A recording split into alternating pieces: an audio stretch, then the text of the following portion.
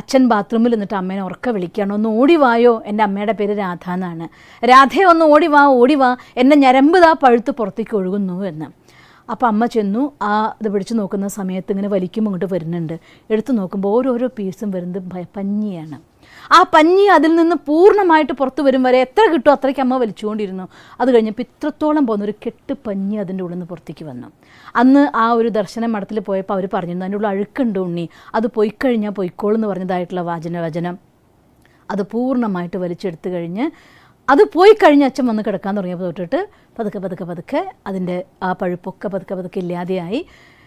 മരിച്ചു എന്ന് ഹോസ്പിറ്റലിൽ നിന്ന് വിധി എഴുതി പറഞ്ഞയച്ച എൻ്റെ വീട്ടിലേക്ക് വിട്ട എൻ്റെ അച്ഛൻ ഏതാനും ആഴ്ചകൾ കഴിഞ്ഞപ്പോൾ 2-3 ആഴ്ച കഴിഞ്ഞപ്പോൾ സ്വസ്ഥമായിട്ട് ജോലിക്ക് പോകാൻ തുടങ്ങി. അച്ഛൻ്റെ ലൈഫ് വീണ്ടും ജീവിതത്തിലേക്ക് തിരിച്ചു വന്നു. ഒരു പുനർജീവനമായിരുന്നു അന്ന് എൻ്റെ അച്ഛൻ്റെ ജീവിതം എന്ന് പറയുന്നത്. ഇതാണ് വിശ്വാസത്തിൻ്റെ ശക്തി. എൻ്റെ അനുഭവത്തിൽ, എൻ്റെ ജീവിതത്തിൻ്റെ അനുഭവങ്ങൾ ഞാൻ നിങ്ങളുമായിട്ട് പറയാൻ തുടങ്ങിയാൽ 1 മണിക്കൂറല്ല, ഒരു ദിവസം കഴിഞ്ഞാൽ തീരില്ല. അത്രയും അധികം അനുഭവങ്ങൾ ഞാൻ കണ്ടിട്ടുണ്ട്. വിശ്വാസത്തിൻ്റെ ശക്തി എന്ന് പറയുന്നത് എന്താണെന്ന്. 14-15 വയസ്സ് വരെ ഒരു ഹോസ്പിറ്റലിൽ നിന്ന് ഒരു ഇഞ്ചക്ഷൻ പോലും എൻ്റെ ശരീരത്തിൽ എനിക്ക് എടുക്കേണ്ടി വന്നിട്ടില്ലായിരുന്നു. കാരണം അവിടെയും പക്കാ ഭക്തിയുടെ ശക്തിയായിരുന്നു പറയാം നമുക്ക്.